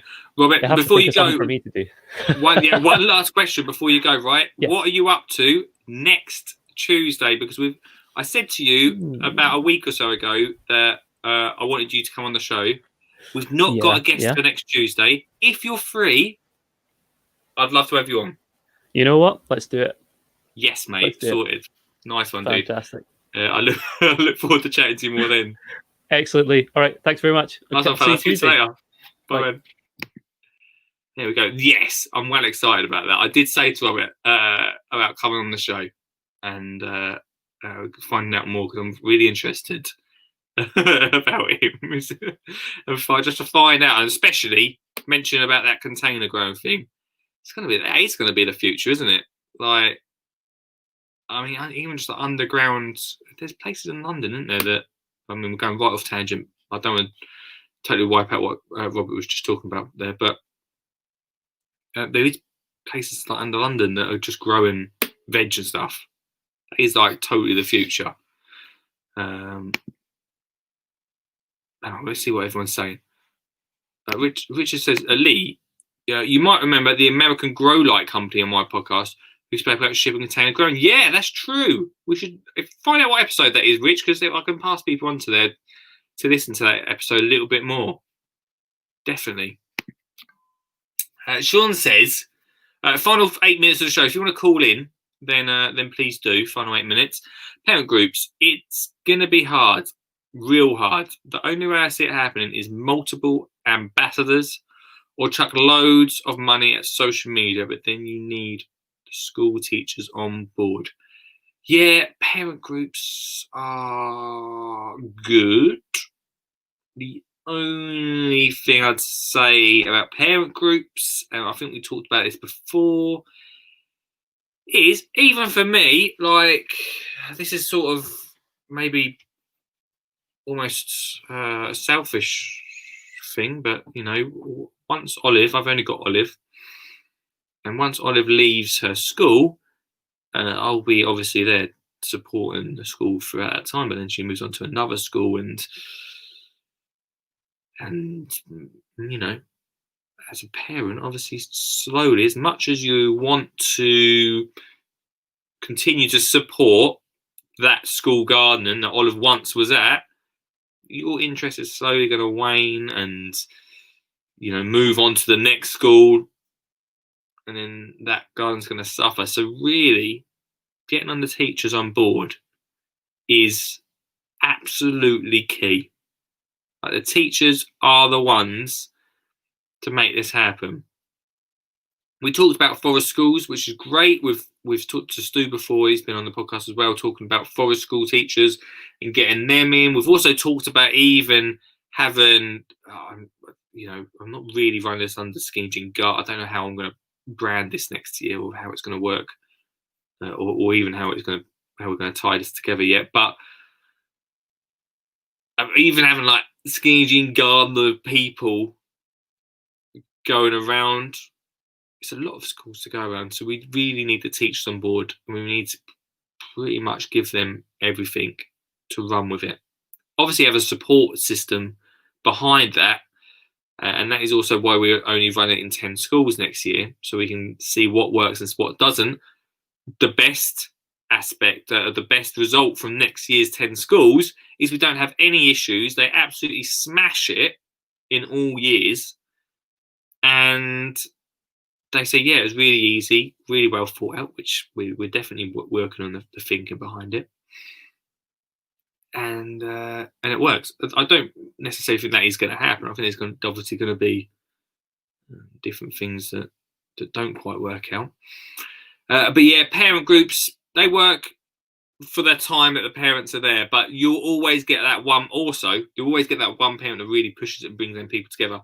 And if that person then moves on to another school, then it has potential. I'm not saying it definitely happens. It has potential to be wiped out. I still believe it needs an organisation to see it through, so it doesn't rely on one person. Yeah, I 100% agree with you, Suggs. It needs an organisation. It needs something a bit bigger. I'm not actually saying one of the things. I tell you a really good business that I feel like it could be not what's the word copied or based on. So if you look at how Joe Wicks runs, this is obviously not gardening. If you watch how he runs the Body Coach, and he has an amazing team there, but actually the team is very small. I don't know, maybe 30 people at tops that are part of that system, and they have a real good support system there. So you can literally go on the website, message them, and they instantly get back to you through Messenger. So yeah, it's not going to be me. I mean, I don't mind heading something like that. But that was obviously the aim, but I can't be the only one sitting on the computer getting back to people. But you're right. There needs to be an organisation. There needs to be that support network behind it that runs it. But if you look at how many thousands and thousands and thousands of people do like a 90-day plan. I've just got mine on hold at the moment, but we'll be in that background at some point. If you look at literally the millions of people and the smallest of teams run that, it's quite incredible, really, if you think about it. And we can do that with schools. Then that's what we need, our own 90-day plan. Well, it's a year plan, isn't it, really? But for schools, that's the aim. That's the aim for that sort of thing. And through that, we're going to obviously be looking for funding and stuff like that. Yeah, Robert says support network definitely required. No need to reinvent wheel if existing organisations will partner. Yeah, definitely, 100%. And like I say, we'll be talking to different organisations on this show over the coming weeks, which we'll definitely get an idea of what they're doing as well. So we want to get the RHS. I'm just talking to Alana from the schools area of RHS. She'll be coming on the show. She's already said yes. We just need to book her in. I want to get someone from the HR. I have asked them, not got nothing back yet. They are another organisation that do stuff for kids. They run that National Children's Gardening Week, and are behind that. So we're going to get them on to see what else they're doing. Because I've always said, I've always said this, but I don't just want to run out there and just throw another thing at a school. and just say that don't do the other stuff, do this. It's not really what I want to be doing. I don't want to confuse the situation. And it could be a year of maybe sitting down with organisations and working out whether this can be something for them to roll out, or I don't know yet. There's a lot of questions, which is fine. It's fine. But in the back of my head, it's always like, oh, let's just do it. Let's just go out alone. But I really don't want to confuse things. That's the problem. That's been done too many times. Richard, I'll volunteer as another person to answer the computer. Oh, thanks, Rich, mate. Thanks, dude.